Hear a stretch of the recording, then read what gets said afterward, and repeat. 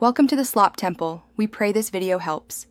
You begin by making sure the equation is written as y equals x2 plus bx plus c, because the coefficients determine everything.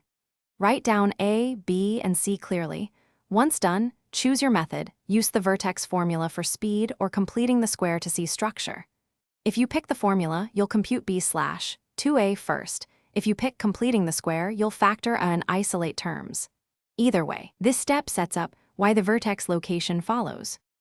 Now compute the x-coordinate. Use xv equals b/2a because it gives the exact location immediately. Once you have xv, plug it back into the original function to get yv. If you chose completing the square, you form a, x plus d, 2 plus k, and read xv equals d directly, then expand or substitute to find yv.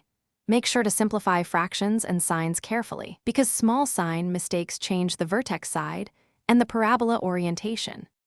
Finally, compute yv by substituting xv into the original quadratic. This gives the vertex xv, yv. Once done, interpret it.